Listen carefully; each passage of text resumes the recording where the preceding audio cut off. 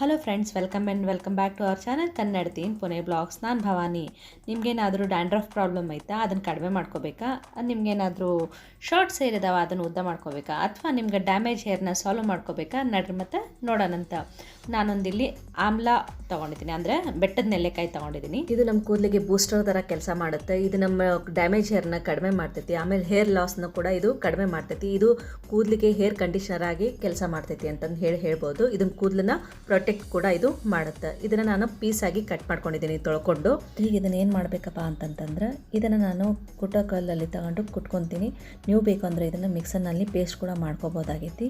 ಇನ್ನು ನೆಕ್ಸ್ಟ್ ಏನಪ್ಪ ಅಂತಂದರೆ, ಕೊಬ್ಬರಿ ಎಣ್ಣೆ ತೊಗೊತೀನಿ 4-5 ಸ್ಪೂನು. ನೀವು ಬೇಕು ಅಂತಂದರೆ ಸಾಸಿವೆ ಎಣ್ಣೆ ತೊಗೋಬೋದು, ಆಲಿವ್ ಆಯಿಲ್ ತೊಗೋಬೋದು, ಅಥವಾ ಎಳ್ಳೆಣ್ಣೆ ಕೂಡ ತೊಗೋಬೋದಾಗೈತಿ. ಈ ಕೊಬ್ಬರಿ ಎಣ್ಣೆಯಿಂದ ನನಗೆ ಏನು ಹೆಲ್ಪ್ ಆಗುತ್ತಪ್ಪ ಅಂತಂತಂದ್ರೆ, ಇದು ನಮ್ಮ ಡ್ಯಾಂಡ್ರಫ್ನ ಕಂಟ್ರೋಲ್ ಮಾಡುತ್ತೆ. ಆಮೇಲೆ ಇದು ಕೂದಲದೊಳಗಿರೋಂಥ ಡ್ರೈ ಡ್ಯಾಮೇಜ್ ಹೇರ್ನ ಆಗೋದನ್ನು ಇದು ಕಡಿಮೆ ಮಾಡ್ತೈತಿ. ಆಮೇಲೆ ಇದು ಕೂದಲು ಬೆಳವಣಿಗೆಗೆ ಅಂತೂ ಭಾಳ ಹೆಲ್ಪ್ ಮಾಡ್ತೈತಿ. ಆಮೇಲೆ ಇದು ನಮ್ಮ ಕೂದಲನ್ನ ದಪ್ಪ ಮತ್ತು ಉದ್ದ ಆಗಲಿಕ್ಕೂ ಕೂಡ ಹೆಲ್ಪ್ ಮಾಡ್ತೈತಿ ಅಂತಂದು ಹೇಳ್ಬೋದಾಗೈತಿ. ಇನ್ನು ನೆಕ್ಸ್ಟ್ ಇಂಗ್ರೀಡಿಯೆಂಟು ಕರಿಬೇವು ಎಲೆ. ನಾನು ಇದು ಏನಿಲ್ಲ ಅಂದ್ರೆ ಒಂದು 15ರಿಂದ 20 ಕರಿಬೇವು ಎಲೆ ತೊಗೊತೀನಿ. ಕರಿಬೇವಿನಲ್ಲಿ vitamin B, vitamin C, protein ಐತಿ, ಆ್ಯಂಟಿ ಆಕ್ಸಿಡೆಂಟ್ ಐತಿ. ಇವೆಲ್ಲವೂ ಕರಿಬೇವು ಎಲೆಯಲ್ಲಿ ಇರೋದ್ರಿಂದ ನಮ್ಮ ಸ್ಕ್ಯಾಲ್ಪ್ನಲ್ಲಿ ಬ್ಲಡ್ ಸರ್ಕ್ಯುಲೇಷನ್ ಕೂಡ ಚೆನ್ನಾಗಿ ಆಗ್ತೈತಿ ಅಂತಂದು ಹೇಳ್ಬೋದಾಗೈತಿ. ಇದು ನಮ್ಮ ಕೂದಲು ಬೆಳವಣಿಗೆಗೆ ತುಂಬ ಹೆಲ್ಪ್ ಆಕೈತಿ. ಆಮೇಲೆ ನಾನು ಈಗ ಏನು ಮಾಡ್ತೀನಪ್ಪ ಅಂತಂದ್ರೆ, ನಾನು ಒಂದು ಪಾಳೆ ತೊಗೊಂಡು ಗ್ಯಾಸ್ ಮೇಲೆ ಕಾಸಕ್ಕೆ ಇಟ್ಕೊಂಡು ಕೊಬ್ಬರಿ ಎಣ್ಣೆನ ನಾನು ಈಗ ಅದರೊಳಗೆ ಹಾಕಿ ಅದು ಒಂದು ಸ್ವಲ್ಪ ಕುದಿ ಬರೋ ತನಕನೂ ಬಿಡ್ತೀನಿ. ಆಮೇಲೆ ಅದ್ರಾಗ ನೆಲ್ಲಿಕಾಯಿನ, ಅಂದರೆ ಬೆಟ್ಟದ ನೆಲ್ಲಿಕಾಯಿನ ಹಾಕ್ಕೊಂಡು ಚೆನ್ನಾಗಿ ಒಂದು ಸ್ವಲ್ಪ ಕುದಿಸ್ಕೊತೀನಿ. ಲೈಟಾಗಿ ಒಂದು ಸ್ವಲ್ಪ ನೆಲ್ಲಿಕಾಯಿದು ಸ್ಮೆಲ್ ಬರೋಕ್ಕೆ ಸ್ಟಾರ್ಟ್ ಆಗ್ತೈತಿ. ಅಲ್ಲಿ ತನಕ ಒಂದು ಸ್ವಲ್ಪ ಕುದಿಸ್ಕೊಳ್ರಿ.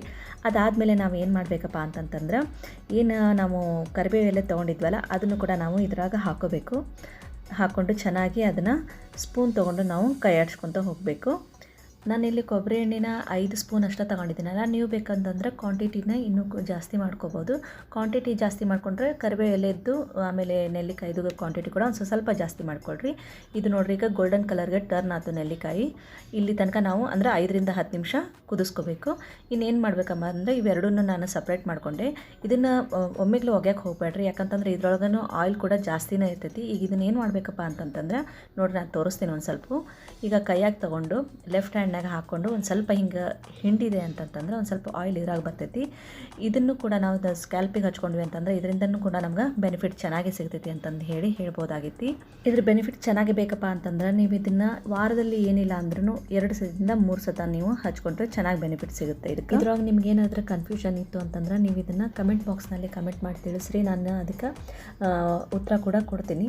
ಈ ಆಯಿಲ್ನ ಈಗ ನಾವೇನು ಮಾಡಬೇಕಪ್ಪ ಅಂತಂತಂದ್ರೆ, ನೋಡಿರಿ ಎಷ್ಟು ಚೆನ್ನಾಗಿದು ಲೈಟ್ ಯೆಲ್ಲೋ ಕಲರ್ ಆಗೈತಿ. ವಾಸನೆನೂ ಕೂಡ ಅಷ್ಟೇ ಚೆನ್ನಾಗಿ ಬರ್ತೈತಿ. ಇದನ್ನು ನಾವು ಇನ್ನೇನು ಮಾಡಬೇಕಪ್ಪ ಅಂತಂದ್ರೆ, ಇದನ್ನು ನಾವು ಇವಾಗ ಬೆಳಗ್ಗೆ ಹಚ್ಕೊಂಡು ಚೆನ್ನಾಗಿ ಮಸಾಜ್ ಮಾಡ್ಕೊಂಡು ಓವರ್ ನೈಟ್ ಬಿಡಬೇಕು. ಓಕೆ, ಒಂದು ದಿವಸ ಪೂರ್ತಿ ಬಿಟ್ಟು ಆಮೇಲೆ ಇದನ್ನು ಮೈಲ್ಡ್ ಶಾಂಪು ಹಾಕ್ಕೊಂಡು ತಲೆ ಸ್ನಾನ ಮಾಡಿದರೆ ಆಯಿತು. ಐ ಹೋಪ್ ನಿಮ್ಗೆ ಈ ವಿಡಿಯೋ ಇಷ್ಟ ಆಗಿರಬೇಕು ಅನ್ಕೋತೀನಿ. ಇಷ್ಟ ಆಯಿತು ಅಂತಂದ್ರೆ ಒಂದು ಲೈಕ್ ಮಾಡಿರಿ, ಶೇರ್ ಮಾಡಿರಿ, ಕಮೆಂಟ್ ಕೂಡ ಮಾಡಿರಿ, ಸಬ್ಸ್ಕ್ರೈಬ್ ಮಾಡಿಕೊಂಡು ಬೆಲ್ ಬಟನ್ನ ಆನ್ ಮಾಡಿರಿ. ಯಾಕಂತಂದರೆ ನಾನು ಹಾಕುವಂಥ ವೀಡಿಯೋದ ನೋಟಿಫಿಕೇಷನ್ನ ನಿಮಗೆಲ್ಲರಿಗಿಂತ ಮುಂಚೆ ಬಂದು ಸೇರುತ್ತೆ. ಅದಕ್ಕೆ ಥ್ಯಾಂಕ್ ಯು.